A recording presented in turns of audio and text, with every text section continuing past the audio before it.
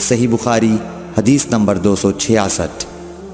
میمونہ رضی اللہ تعالی عنہا نے کہا کہ میں نے حضرت صلی اللہ علیہ وسلم کے لیے غسل کا پانی رکھا تو آپ نے پہلے پانی اپنے ہاتھوں پر گرا کر انہیں 2 یا 3 بار دھویا، پھر اپنے داہنے ہاتھ سے بائیں پر گرا کر اپنی شرمگاہوں کو دھویا، پھر ہاتھ کو زمین پر رگڑا، پھر کلی کی اور ناک میں ڈالا، پھر اپنے چہرے اور ہاتھوں کو دھویا، پھر اپنے سر کو 3 مرتبہ دھویا، پھر اپنے سارے بدن پر پانی بہایا، پھر آپ اپنی غسل کی جگہ سے الگ ہو گئے، پھر اپنے قدموں کو دھویا۔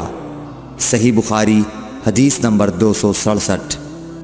حضرت عائشہ رضی اللہ تعالی عنہا نے فرمایا، اللہ ابو عبد الرحمن پر رحم فرمائے، میں نے تو رسول اللہ صلی اللہ علیہ وسلم کو خوشبو لگائی، ہم ازواج مطہرات کے پاس تشریف لے گئے اور صبح کو احرام اس حالت میں باندھا کہ خوشبو سے بدن مہک رہا تھا۔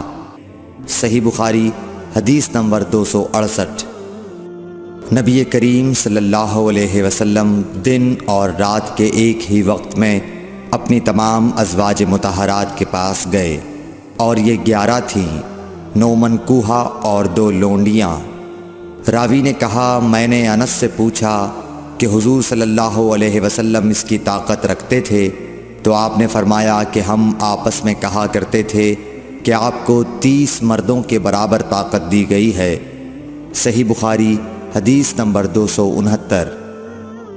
حضرت علی رضی اللہ تعالی عنہ نے فرمایا کہ مجھے مزید بکثرت آتی تھی، چونکہ میرے گھر میں نبی کریم صلی اللہ علیہ وسلم کی صاحبزادی حضرت فاطمۃ الزہرا رضی اللہ تعالی عنہا تھیں، اس لیے میں نے ایک شخص مقداد بن اسود اپنے شاگرد سے کہا کہ وہ آپ صلی اللہ علیہ وسلم سے اس کے متعلق مسئلہ معلوم کریں۔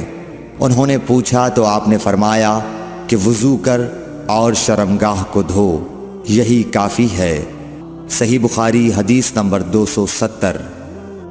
حضرت عائشہ رضی اللہ تعالی عنہ نے فرمایا، میں نے خود نبی صلی اللہ علیہ وسلم کو خوشبو لگائی، پھر آپ اپنی تمام ازواج کے پاس گئے اور اس کے بعد احرام باندھا۔